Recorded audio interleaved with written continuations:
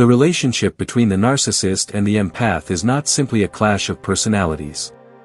It is the meeting of two ancient forces, one that feeds by taking, and one that heals by giving, locked in a silent contract neither remembers making.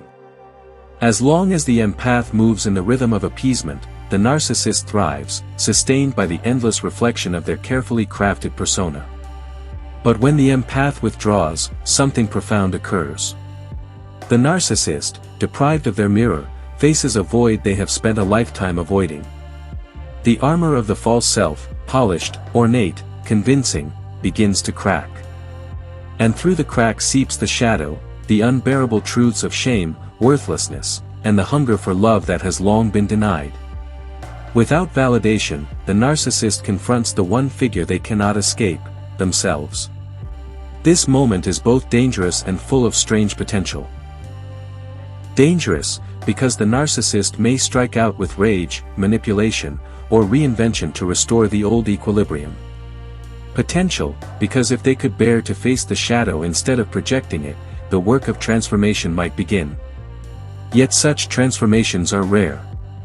More often, the narcissist becomes an amplified version of themselves, more desperate, more volatile, more insistent on control.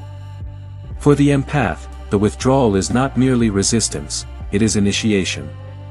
By stepping out of the archetypal role of healer, redeemer, or sacrificial giver, the empath enters the unknown territory of self-definition. This is the hero's path, leaving behind companions who were never true allies, illusions designed to keep them bound. In dreams, this shift is often foreshadowed, locked doors, empty banquet halls, or forgotten garments rediscovered. These are symbols of the self reclaiming its own reflection.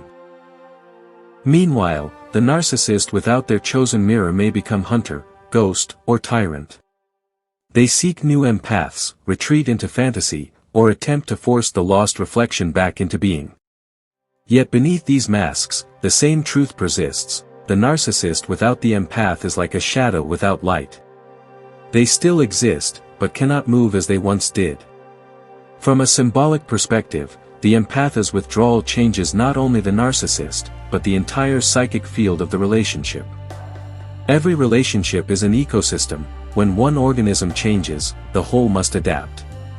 Withdrawal creates a vacuum, and in the unconscious a vacuum is always an invitation toward destruction or transformation. For the empath, this act begins individuation. Freed from the gravitational pull of another's needs, the empath begins to hear their own soul again. The sensitivity once used to anticipate another's storms becomes an inner compass, guiding them toward expansion, autonomy, and sovereignty. For the narcissist, the absence may trigger dreams of collapse, walls closing in, mirrors without reflections, empty stages. The unconscious insists on confrontation, even when the conscious ego resists. And so, the paths diverge. The empath steps into silence and begins to rebuild their life from the inside out. The narcissist, often unable to bear the descent, runs outward in search of new mirrors. In rare cases, they face their shadow and begin the painful work of integration. But whether they transform is not for the empath to control.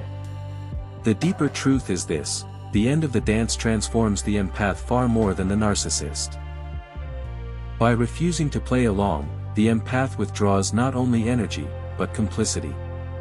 They reclaim their own image, no longer defined by service, no longer trapped in an ancient wound. What seemed like loss becomes liberation. The narcissist, left behind, may rage, reinvent, or retreat. But always, the seed of your withdrawal remains. On some quiet level, they will remember the one who walked away. That memory is a crack in the mirror, a reminder that the audience can vanish, and that the story cannot hold forever. For the empath, the journey becomes one of integration. To take back the energy once left in another's hands, to weave it again into the tapestry of self. The narcissist may continue the cycle with another, but you no longer carry the burden. You move beyond the stage, beyond the illusion, guided by a rhythm that is wholly your own. So, who does the narcissist become when the empath stops playing along? Some become hollow shadows, some tyrants, some wanderers. A rare few turn inward and begin the descent. But the more important question is, who do you become? The answer: you become the sovereign of your own soul. No longer a reflection of another's illusion, but the dreamer who awakens, the wanderer who steps beyond the old kingdom, the one who finally remembers that the story was always yours. When the empath stops feeding the illusion, the narcissist is forced to face the one reflection they cannot escape, their own shadow. In that silence, masks crack and the truth emerges. For the empath, this is not loss but liberation, the reclaiming of their soul from a role that was never theirs to carry. The narcissist may spiral, rage, or seek another mirror, but the empath steps into sovereignty, no longer a reflection, but the light of their own becoming.